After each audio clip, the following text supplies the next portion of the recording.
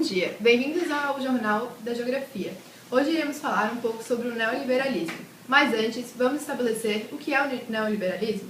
O termo se refere a uma tentativa de liberalismo clássico, instalação de empresas estatais e a função do Estado na participação acionária de empresas, estabelecimento da taxa de juros e controle da circulação da moeda, influenciado pelas teorias econômicas neoclássicas a quais o liberalismo se opõe. Ou seja, na década de 1980, abriu-se uma nova discussão sobre o papel do Estado em razão das crises econômicas financeiras e dos elevados déficits públicos de vários países.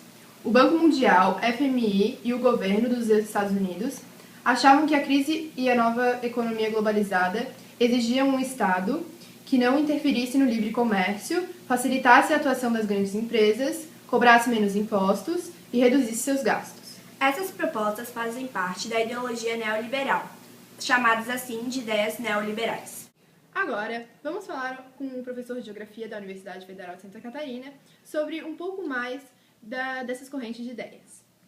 O neoliberalismo teve dois períodos importantes. Na primeira metade do século XX, significou a doutrina proposta, que foi voltada para a adaptação dos princípios do liberalismo clássico, às exigências de um Estado regulador e assistencialista.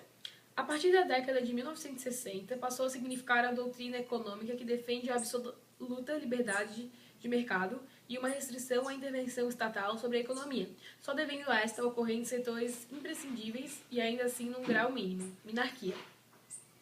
Em segundo sentido, que o termo é mais usado atualmente. A partir da década de 1930, o ordoliberalismo tornou-se a variante alemã do neoliberalismo. Para mim, o neoliberalismo se consiste basicamente 1. Uma corrente de pensamentos e uma ideologia, isto é, uma forma de ver e julgar o mundo social. 2. Um movimento intelectual organizado que realiza reuniões, conferências e congressos, isto é, centros de gerações de ideias e programas, de difusão e promoção de eventos. Um conjunto de políticas adotadas pelos governos neoconservadores e propagandas pelo mundo a partir das organizações multilaterais criadas pelo Acordo de Bretton Woods, isto é, o Banco Mundial e o Fundo Monetário Internacional, conhecido como FMI. Algumas ideias neoliberais são: o Estado deve intervir pouco na economia, não é papel do Estado extrair petróleo ou minérios, cabe ao Estado estimular a pesquisa tecnológica e facilitar o livre funcionamento do mercado, os direitos trabalhistas devem ser vistos e o sistema da proteção social deve ser reestruturado. As despesas do Estado nos setores sociais não devem ser altas.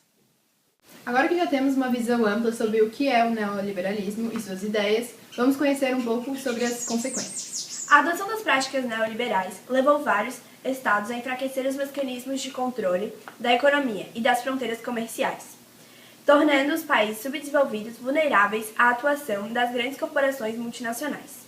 Ampliando as desigualdades sociais e econômicas entre os países, visto que o neoliberalismo e livre concorrência atendem melhor os países desenvolvidos.